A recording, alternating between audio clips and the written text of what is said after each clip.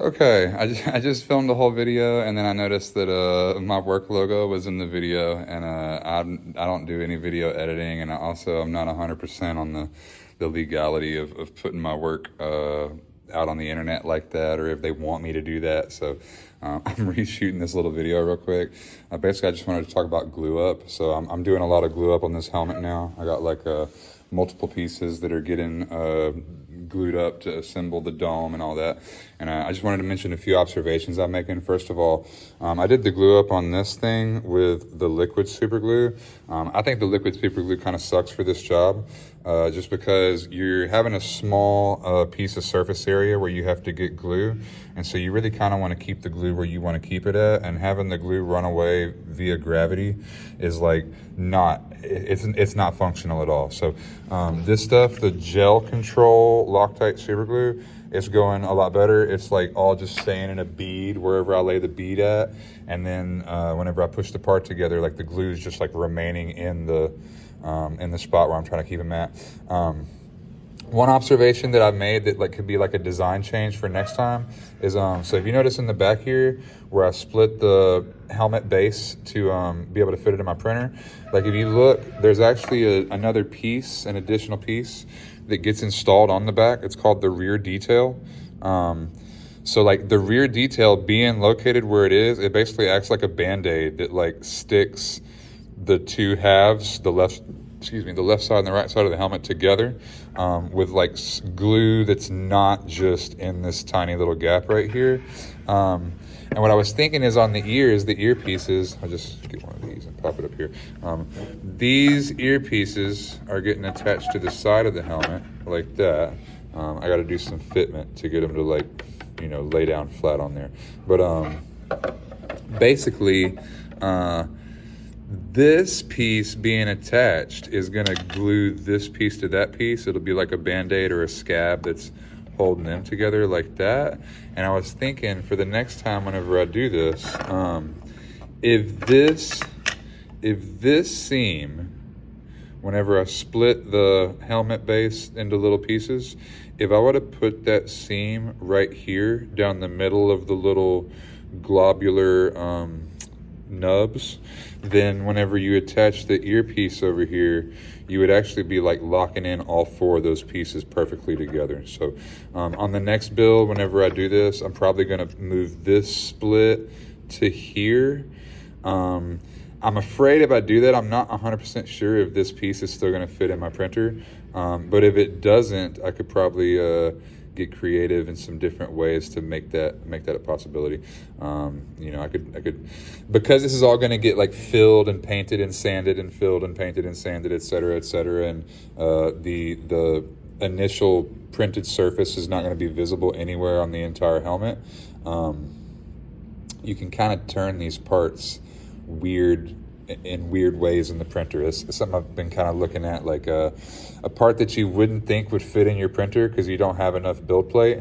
And a lot of times instead of printing that part flat, or instead of printing that part sitting up straight, if you print it like at a diagonal angle, kind of floating in the air inside the 3D printer. That's not like the best. There's some issues with it, right? Because like you got to print a lot of support. You need to start with a raft, and you got to go like full support. So like your part can like sit on a platform, and it makes that like floating in the air orientation possible. And you may even have to take your part and like rotate it like that, and then you may also have to rotate it like that to get it to fit. But long story short, like since we're never going to see the printed texture of the parts, it doesn't really matter what orientation your grain is going in. Like you can see the layer grain here is going like side to side, generally, basically. It basically is not going to matter how you put the layer grain because you won't end up seeing it. Another thing I wanted to mention on this glue up, I'm kind of getting my legs under me on how to do this glue up stuff good. Basically, here's what you got. You got this gel super glue. You got these heavy duty nitrile gloves. I got the 8 milli. And what happens is whenever you use the nitrile gloves, because they're so thick, you can actually, like on the glue up on this part, I like held this part of the seam and like with my fingers just like this, and I was like measuring the alignment of this edge with my finger, and I held the other seam with my other hand. I can't do it because I got my phone, but holding it just like this on the other edge, and I'm like able to hold it and count 60 seconds, which is how long I feel comfortable it's got like a good initial bond and it's going to hold together. And after 60 seconds, whenever I go to set the part down, my gloves are basically like glued to the seam right here. But because of the material that they're made out of, they don't rip very easily. And I'm actually able to like roll my glued finger away from where it's glued. So like that's solving an issue I've been having here with like, how do I clamp these irregularly shaped things up in a way that's gonna let me get the glue where I wanna put the glue.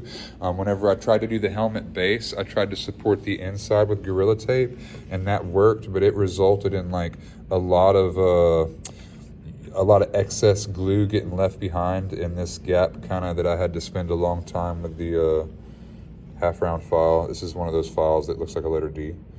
I had to spend about 45 minutes with this day before yesterday, or maybe it was yesterday, cleaning out all this stuff on the inside of these seams. So long story short, we're learning some stuff, getting better at the glue up. I'm hoping at some point to get this streamlined enough where I can knock out one of these in about 2 days. But so that's pretty much what I got here for right now. What I still got to print on the helmet, I got to print the antenna and the cheek detail. I'm not totally sure what the cheek detail is, but I do know I got this little nub right here, so I'm not sure if it interfaces with that. But this is what I'm working on this morning. I also built a couple of these little spool holders because these Polymaker filament rolls will not fit in the 3D printer. The Dremel 3D printer, they want you to use the Dremel manufactured filament, and I don't want to do that. I want to use this Polymaker filament instead. So I had to get creative and build a spool holder for it. What I've been doing over here forever, which has been working, but it just looks like crap. It's I just took a paper towel holder and I duct taped it down like very liberally to this piece of OSB, and then I set the printer on top of the OSB to hold it down. So like as the printer's pulling, the spool just unspools from around this paper towel holder, but it kind of looks like crap, and I want this area to look a little bit nicer. So something like this was just like the most expedient thing that I could think to do without having to like look up a STL file. I know that they have a lot of designs for stuff like this available to 3D print, but I don't want to get derailed from the project that I'm working on and like start a whole new project. So I just built some little wooden spool holders. And I can make those pretty quick. So as I increase the amount of 3D printers we got bumping in here, we'll have a couple of those. Another thing, I'm looking at purchasing a larger print volume 3D printer. I got a buddy who does all sorts of like one-off like custom manufacturing and stuff, custom gifts and crafts and stuff for people. He recommended me to a product called, his name's Tex-Mex Dex, by the way. I don't know if he's got a YouTube channel or what's the deal on that. Maybe at some point I'll give him like a better plug, but it's just a guy I grew up with that like does a lot of the stuff that I'm basically kind of trying to do in this channel now. And he recommended me a 3D printer called it's like QIDI. I don't really know how to say it, if it's like KD or Kitty, I don't know, but it's like a 3D printer with a larger print volume. I think it's got 15 inches by 15 inches by 12 inches tall or something like that. So maybe, potentially with the right printer, like I could print this whole part in one shot, and then I could print this whole part in one shot, and then I could probably print all these little parts on one plate, like in one shot. And like, so if that's the case and I can run it like that, then that's just like the whole item, the whole object just becomes like 3 prints.